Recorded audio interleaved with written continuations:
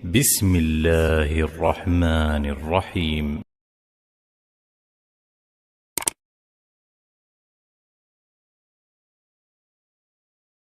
Antum pernah nggak dapetin ada seorang laki-laki itu kalau sudah, maaf ya, laki-laki itu atau perempuan dalam beberapa kasus, laki-laki itu kalau kemudian dia itu sudah terkena fitnahnya kepada perempuan, itu persis anak kecil yang merengek-rengek minta mainan.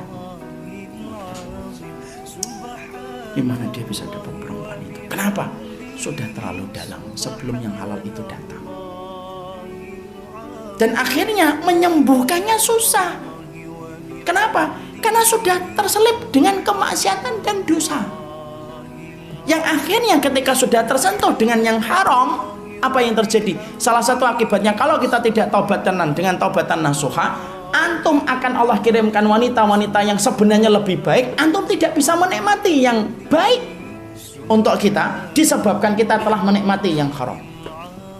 Maaf ya ikhwan ya, kan sudah sering saya sampaikan dalam banyak kesempatan, orang yang menikmati perkara haram, konsekuensi terdekatnya itu Allah akan cabut pada perkara yang halal. Orang yang berzina tidak bisa menikmati percampuran dia dengan istrinya yang halal. Orang yang ghibah tidak mampu menikmati di dalam sholatnya. Orang yang minum khamr tidak akan mampu menikmati minuman yang halal. Sama, kalau ada seorang laki-laki dan perempuan, titik lemahnya pada lawan jenisnya ketika belum halal, ketika setan akhirnya membumbui supaya perjumpaan mereka selalu dalam kondisi baik, lalu akhirnya mereka semakin dalam, dan ternyata catatan di Lauhul Mahfuz itu adalah bukan jodohnya. Itu beratnya kayak apa ikhwan? Makanya sampai ada kata-kata apa? Menjaga jodohnya orang bertahun-tahun. Makanya saya ada yang kemudian ngomong, saya dulu pacaran Ustaz. Enggak pacaran, antum menjaga jodohnya orang. 8 tahun ngebel sehari 7 kali. Setelah itu, setelah 7 tahun nikah sama orang, apa enggak pedih itu? Makanya akhirnya apa? Ya itu dibuat meme-meme. Gimana kemudian apa itu? Lagunya yang tentu tidak jelas itu apa itu lagu? Seharusnya aku yang di situ.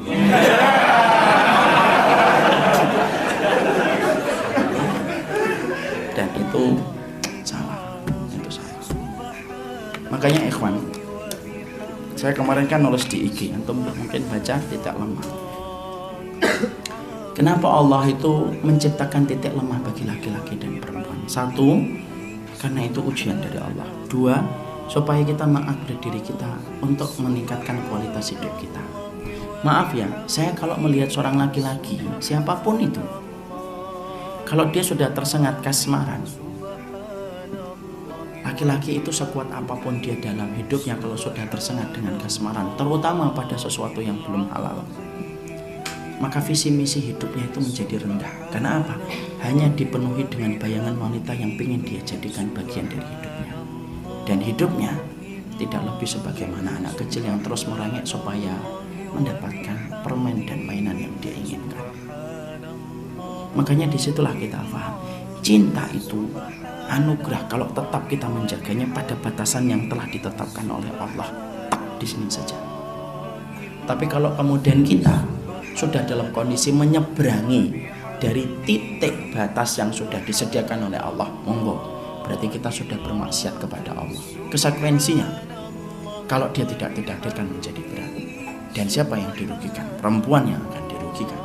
Dan akhirnya kita tidak bisa menikmati yang datang dalam kehidupan kita karena pandangan kita belum bergeser dari orang yang lalu, dan kita tidak siap melangkah kepada kehidupan di masa mendatang. Makanya sampai akhirnya terjadi itu apa? CLBK, ya kan? Cinta lama berulah kembali. Kenapa? Itulah dimana dia tidak bisa membedakan bahwasanya cintanya dia sudah dirusak dengan dosa yang dia lakukan dan dia kerjakan. Nah, itulah yang menjadikan kita akhirnya memahami. Makanya titik lemahnya kita itu wanita. Akhwan ya ikhwan, antum kalau sudah mulai senang, bagi akhwat juga, kalau sudah mulai senang kepada seseorang, itu anugerah dari Allah. Stop apa yang saya lakukan kan? Stop, berhenti di garis batas. Di situ. Lalu yang antum upayakan adalah bagaimana menghalalkan dia dengan cara yang hak. Sembari menunggu keputusan itu, sembari meminta pertolongan kepada Allah. Doa. Boleh nggak berdoa Ustadz menyebutkan nama orang yang kita harapkan menjadi pasangan kita? Boleh. Mus'ab bin Zubair ketika berdoa di depan Hijr Ismail, dia menyebutkan, saya ingin menjadi pemimpin Irak dan saya ingin menikahi dua wanita, Sukainah binti Husain dan Aisyah binti Talhah. Dua wanita ini dua wanita solihah dan dua-duanya dikasih sama Allah, dikabulkan sama Allah. Boleh nggak kita berdoa kepada Allah menyebutkan nama, ya Allah saya ingin dia menjadi istri saya? Silakan ya, tapi tidak boleh memaksa sama Allah. Ya Allah jadikan dia jodohku, kalau jodohnya orang lain maka jadikanlah orang lain itu adalah aku. Nah, ini melampaui batas. Nah, ini melampaui batas. Makanya kemudian disitulah akhirnya kemudian kita menjumpai titik lemahnya antum saya, yaitu adalah ketika kita sudah berhadapan dengan wanita. Jangan sekali-kali masuk pada gelanggang titik lemahnya antum dan saya, kecuali antum siap kalah dalam hitungan menit, bukan TKO tapi KO.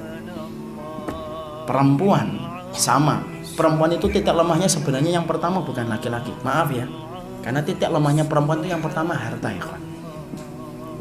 Makanya maaf, perempuan itu kenapa ya kalau belanja itu kuat gitu ya, pindah dari lantai 1 ke 7 pindah lagi ke bawah, beda 200 perak kemudian naik lagi ke lantai 7 gitu, dan gak pegel gitu ya.